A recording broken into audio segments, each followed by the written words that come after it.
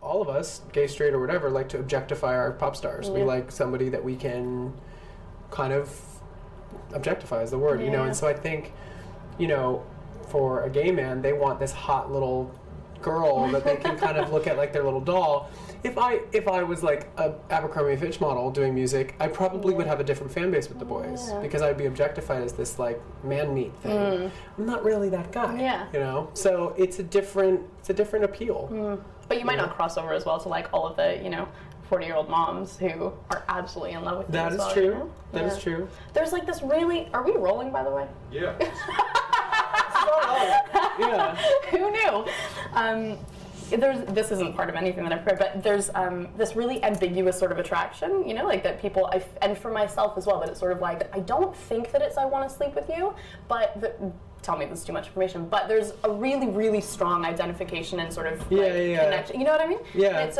I think if you looked different physically and if you fit into the stereotype of, you know, like a, you know, I don't know, a much sort of smaller, thinner, fairy-ish type boy, that maybe that wouldn't exist, you know? Like maybe, I don't know, or if I was the other end of the spectrum and I was like a big, beefy, Super bear like, or something. like, you know, Chelsea bodybuilder type boy, you know, that would be a different experience as well.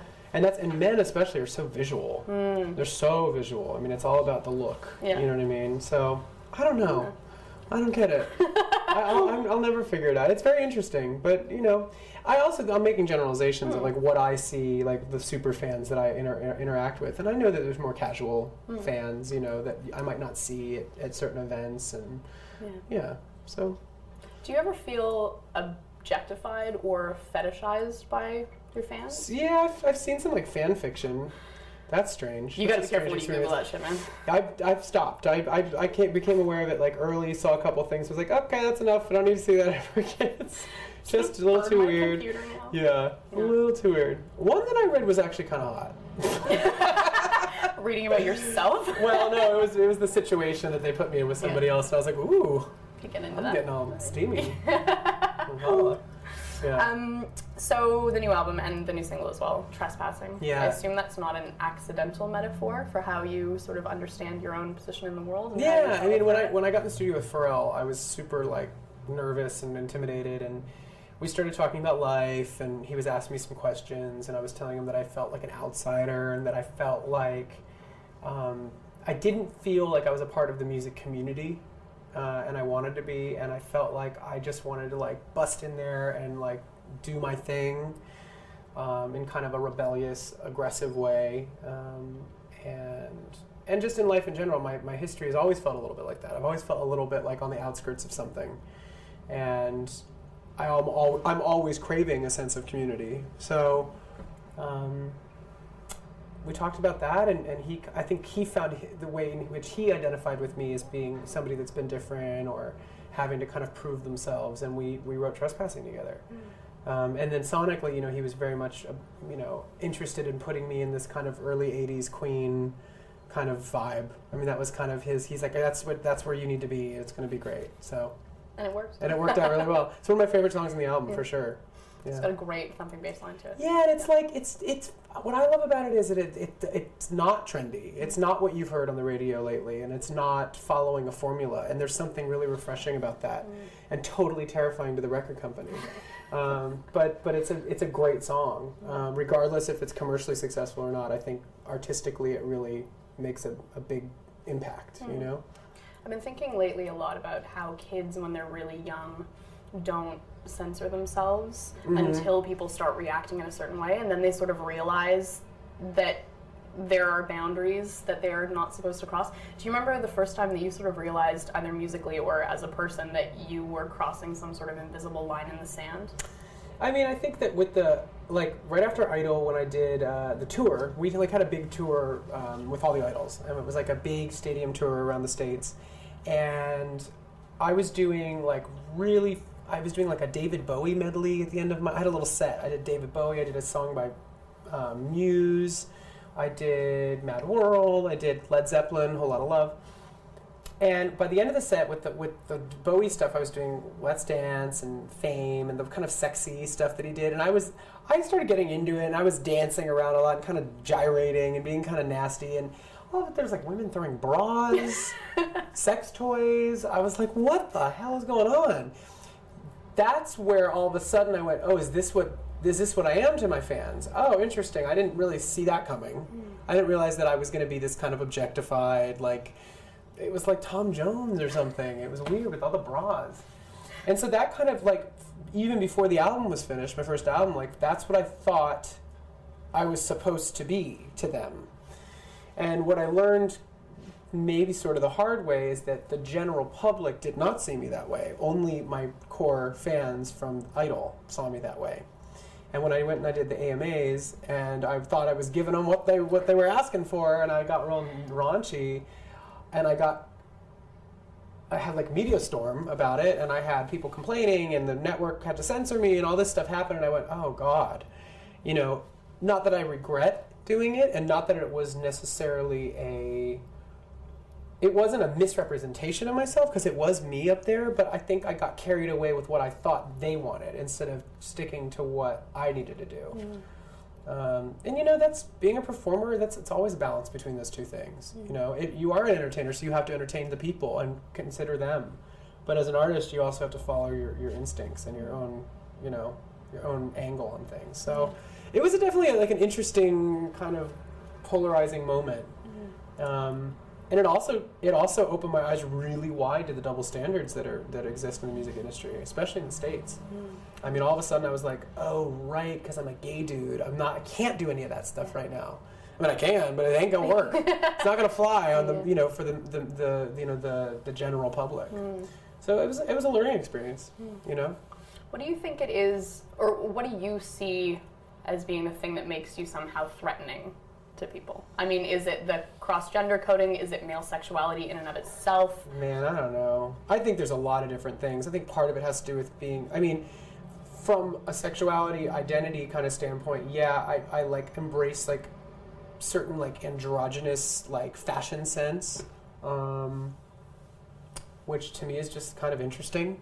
But to some people, they just really can't wrap their heads around it. It's like so weird to them. And it's funny to me because if you look at like the history of like rock and roll and pop music, it's like we've had plenty of artists that have been kind of all over the place. You know, you have your Bowie and Michael Jackson and Prince and Boy George and like all these artists, but this was also in the 70s and the 80s. And things are different now. And it isn't as, that's not a popular, trendy fashion statement to make anymore. It's kind of a throwback thing. So maybe that's part of it. It's just not new or you know, happening as much anymore.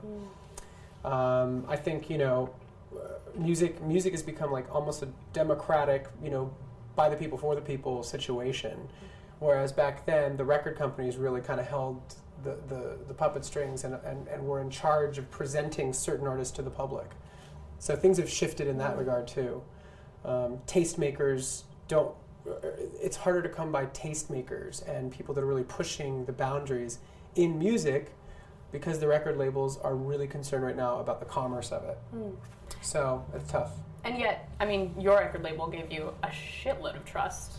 They did. After you came out of Idol, you know, I don't know anybody else who sort of managed to, quote, get away with all the stuff that you did. Yeah, were you surprised by that? I noticed that I was getting a lot of support, and that felt good. It felt really good. But you know, hindsight's much clearer than being in the moment. I didn't know what the fuck was going on. I was like, what are we doing? You know, and you know, the thing that you forget really easily too is I was on a show and I was doing a song every week, and that's how people knew me. They knew me by singing other people's songs, and that was pretty much it. Little bits of video here and there, me smiling, being a nice guy. That's what they knew. The minute you expand that and all of a sudden I'm trying to like really express original artistic ideas and fashion and doing interviews and talking, it's like it opened up a whole other thing. And what I kind of didn't connect was point A to point B for these people, and I think maybe like the AMA thing was a bit of a shock. Like maybe you have to ease into something like that, you know, and instead of just, I think some people felt like it was like a switch, like a 1-2 switch kind of, you know, and I didn't really even think about it that way, you know. Because they hadn't seen the progression. They hadn't seen the progression. They weren't at a lot of those people that watch that on TV weren't at the tour seeing dildos thrown at my face. You know? But also, you know, so the threatening thing is, I don't know, I think, I don't know if women find me threatening. I don't think they do. I think maybe that's to my advantage. I think maybe some men find me threatening. I think maybe certain straight men may be uncomfortable with some of the things that I embrace, you know, the kind of androgyny and how kind of upfront I am about things. And then I think some gay men might just not, I don't know what it is. I don't know what, maybe some of them do love it. And then I think maybe some of them think, oh, you know, oh, he's trying too hard, or, oh, you know, but he looks crazy. I don't like the way he looks because he looks like fag and he doesn't feel like, I feel like a lot of the gay community is very black and white. Yeah. They want the roles very clear cut. At least this is my experience in LA. And LA is kind of a big gay scene, but it feels a lot of, you know, you're a top or you're bottom, you know, and your identity needs to associate with that sexual position, literally.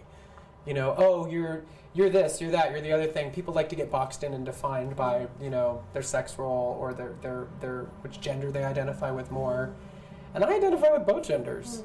You know, visually, fashion-wise, I love that mix. I love looking pretty. I like that vibe.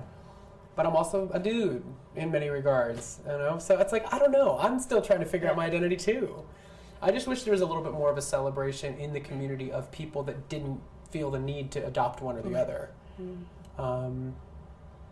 It feels a bit black and white. But that's also the city I'm in. You know, when I go and visit New York, New York's an example of a city where I feel like there's a little bit more of a gray area. Toronto feels like it's a little more of a gray area. Certain cities are a little different, you know, but being an American, it's a wholly different, it's a different thing. Whole other thing. Yeah. If the world were to truly embrace, you know, the Adam Lambert ethos, what would that world look like for you? I don't know. I hopefully very, very, like, a lot of variety. I mean, my, like, circle of friends, for example, I have, like, a very diverse, kind of broad, you know, cross-section of people. Ages, genders, races. I like a mix. I think it's much more interesting. But obviously there's, you know, tension that arises from that. So, but I would love, you know, and I know it sounds it's a small world, but you know, why not? Yeah. You know, color it up. That would be great. That'd be really great. Diversity. Yeah, diversity. And like the coexistence of it all too. Like, as I've gotten older, I like have more like straight guy friends, and like that's a really cool connection when it's comfortable and it's like just cool and you're just friends with that person. You know, it's when I was younger growing up, I didn't have any straight guy friends, and it was a very strange, distant, kind of intimidating connection for me. The only people that I had really in my life were like my father and my brother. So as I got more comfortable in my own skin and started making those kinds of friendships, it was really interesting to me. It's like, oh, cool. That's not weird at all. Yeah. You know? And just who you choose to sleep with doesn't necessarily affect who you're friends with. No. Yeah. I mean, and you know, that's the thing about, you know, when you're young and you're looking for identity, especially if you're in an alternative sexuality, it becomes your identity. And it's hard to kind of get over that because these patterns they're built into the way we are, you know? And I know for gay men, and maybe gay women as well, I think there's a certain amount of arrested development that happens, you know, at least in my generation. I think that it is changing for these younger kids, but in my generation and the ones before me, it was very much you're closeted and you're not having the same experiences as most adolescents are having, at least not in the open. And so you get into your 20s when you're like on your own and you're able to go to bars and other social events where there's, you know, gay people, and you're learning these things that most people learned at 14, and you're learning it at 22. Yeah, yeah. So there's this like backwards thing happening. Yeah. It's growing up all over again. Yeah. Yeah. And I still feel like, you know, at 30 years old, I still feel like I'm learning a lot about relationships that maybe my peers learned, you know, my straight peers learned when they were, you know, 18. Yeah, yeah. So it's really interesting. It's a challenge. No, definitely, I'm getting the move to wrap this up, but over the past, you know, couple of years, there's definitely been a concerted effort on your part to keep the focus on the music and what you're, you know, the artistic content that you're creating, as opposed to who you happen to sleep with. Totally understandably. Yeah. Outlaws of Love was on this album, though, which is Yeah. obviously very, you know, a very overt statement about equality. Right. And the one thing I want to end on is there's a YouTube clip of you performing at a marriage equality benefit in DC and speaking very eloquently about the subject.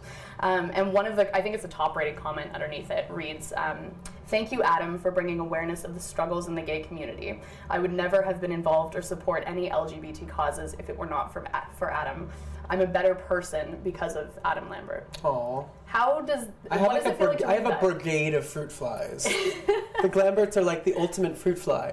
But I mean, to know that you have that kind of the power to trigger somebody's thought process changing. That's amazing. That's a huge reward. That is that, and it's something that's been echoed throughout. I mean, I met a woman who handed me a letter, and I read it on my tour bus. This was on the first tour. And she said that, you know, she was like a conservative Mormon, and she like had no acceptance for the gay lifestyle, but was a real fan of my work, and it challenged her to like learn about, you know, the gay lifestyle, the community, and she made friends with her hairdresser, and now they're buddies, and it was a really nice thing to hear that someone was willing to like put their ignorance aside and educate themselves and get over their fear, you know. That's a huge reward. It's huge. And the thing that I've you know, been learning to accept and open up about is I always have wanted to be really open about my sexuality and be an open book about it. I think the difficult thing that I had to learn was that being a celebrity and doing so and dealing with media is a very tricky process, because at least in the States, the media, all they want to focus on is the sexuality. You know, I can have an interview that's like an hour-long interview, and we cover everything, and the headline is only about gay, and it's gay, gay, gay. Everything's a gay slant. And that's why I started getting very frustrated. I thought, no, I want to talk about that stuff, but why does everything have to come back to that every time? That's not how I live my life, you know? So it's a tough thing to navigate, because I think maybe even some of the gay community might look at some of my interviews or choices or material and say, okay, why is he only talking about being gay? That's annoying. We already know. We don't need to hear anything else about it.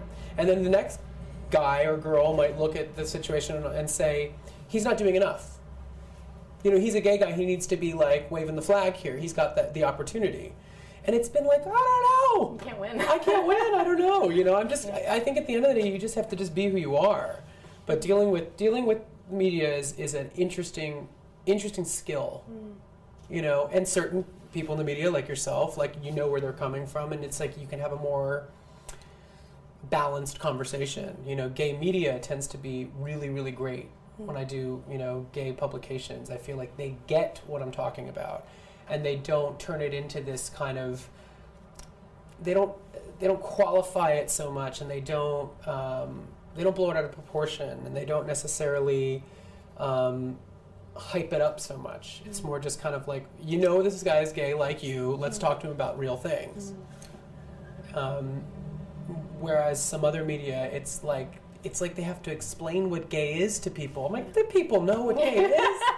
What do you have to define it over and over again for? So sorry, I've kept you. I could go on and on and on and on. Next time we'll get an hour. Yeah. Fuck.